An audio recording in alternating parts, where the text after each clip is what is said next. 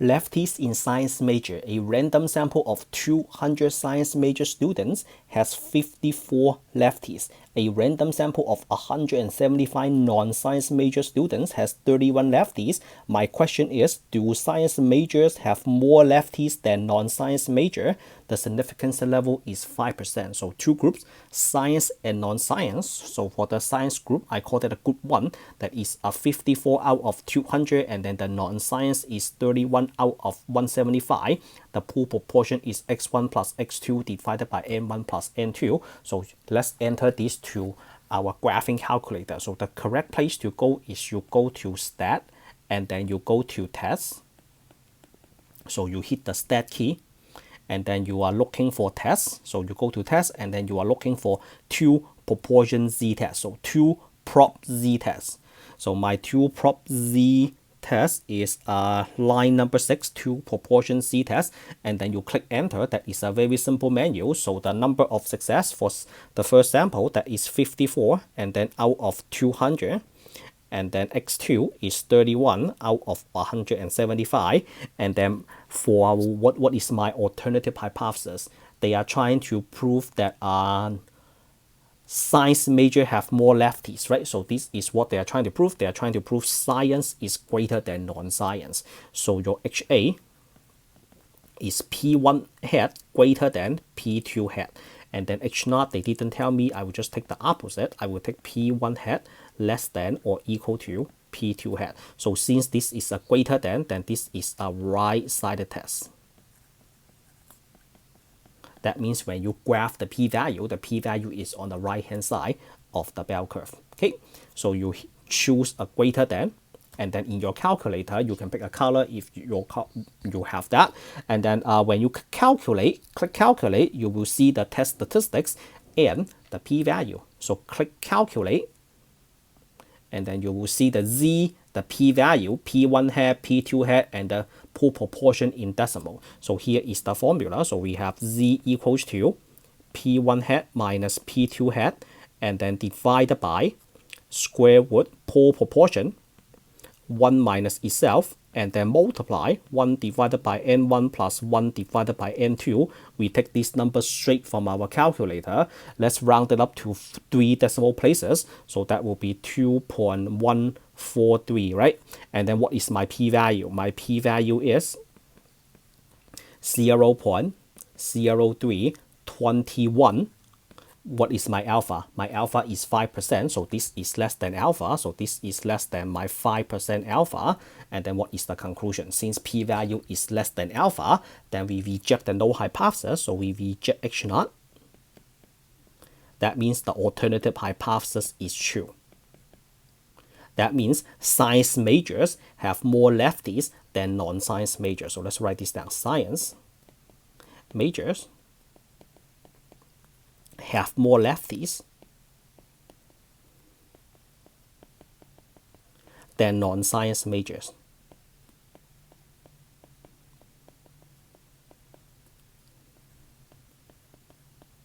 And then this is the end of the hypothesis test.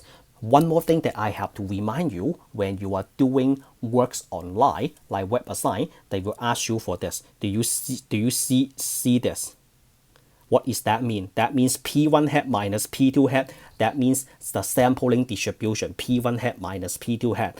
And then this means follow. So that follows normal distribution. All you have to do is they usually just ask you to input a capital N. That means normal distribution.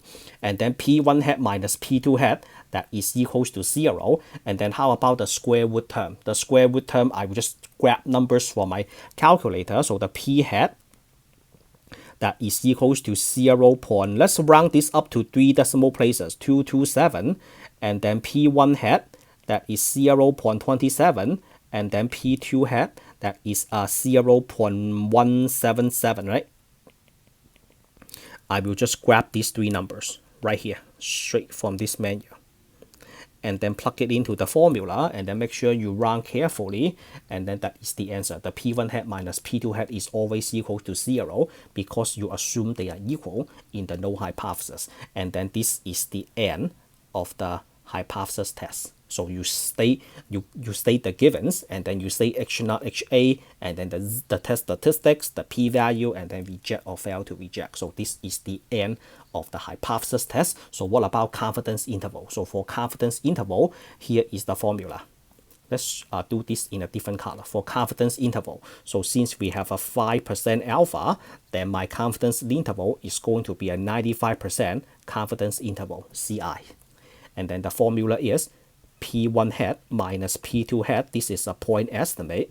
And then you plus or minus margin of error, which is Z alpha divided by 2. And then square root. This is a P1 hat, 1 minus P1. And then divided by N1. And then do the same thing for the second sample. 1 minus P2 hat, and then divided by N2. We don't need to plug in any number, just use your calculator. So you will have to go to stat, and then you go to tests, and then you select a 2 proportion Z interval, 2 prop Z in. So let me do it right over here. So you go to stat, and then you go to test. You are selecting a 2 proportion Z in. In my calculator on the left, that is line B, 2 prop Z in, 2 proportion Z confidence interval. You click that, and then in your calculator, they already input the numbers for you, because the numbers, they will roll over from the hypothesis test to the confidence interval manual. But in my calculator, I have to input that one more time. That is easy. So 54 out of 200, and then 31 out of 175, and then my confidence level is 0.95. So all you have to do is calculate. So you click calculate, and then what do you get? So this one, which is the last manual, I have a 0.00928, and then 0.17644. Since this is a proportion problem, you can when you write this, you can put this in percentage, which is you multiply each number by 100, and then you add the decimal point. So that is 0.9, right?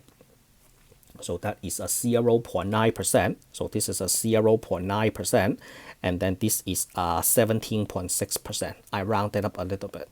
And then the most important purpose of calculating the confidence interval is I would like to support my conclusion. I just reject H0 using a p-value. Now, when you do a verification, how do you verify that rejecting H0 is true? So here is how you do it. You state your H0 one more time. Your H0 is P1 hat less than or equal to P2 hat, and then you do a little math, subtract P2 on both sides. That means P1 hat minus P2 hat, that is less than or equal to 0. Let me do a quick example for you. So this is an example. So let's say a 2 is less than or equal to 10. That means 2 minus 10 is less than or equal to 0. That is how easy it is. So less than or equal to 0. So equal to 0 means a 0. Less than 0 means negative, right? Negative numbers are less than 0. Does the confidence interval include the 0 and negatives? Yes or no? 9.9% and 17.6%. Do they include negative? Do they include any negative numbers? Are there any negative numbers between them? No. Is 0 between them? No. What is the purpose of confidence interval? The answer is we are trying to say that the truth is between 0.9% and 17.6%. But the truth that in this circle, the less than or equal to 0 is not between them. That means this is not the truth, right? So I will just call this less than or equal to 0 outside the confidence interval. So that means H0 is not true. Then you reject H0. So when you conduct a hypothesis test, you can reject H0 using p-value, or you can reject H0 using a confidence interval. Okay, so one other thing that you can say is you can explain the confidence interval. So let me just type that up for you. How do you explain? So explain confidence interval. Explain this confidence interval. How do you explain those two numbers? The correct language is we are 95% confident. So we are 95% confident. Confident what? That the difference proportion between science and non-science major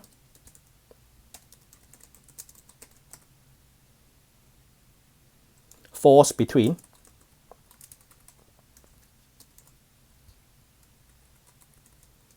0.9% and 17.6%, 0.9% and 17.6%. You have P hat, you have this, right? So you have a P1 hat minus P2 hat. So you have a science minus a non-science, right? It turns out that you have both positive. This is a positive, right? You have positive. That means this is bigger. This is a smaller. When you use a big number minus a small number, that is the only way to get a positive. That means when you are comparing the population proportion, the science major has a bigger population proportion. Okay, so that is the end of this problem. If you like it, you think this is helpful, give me a like, share, and subscribe, and I will meet you all in the next one. Signing out.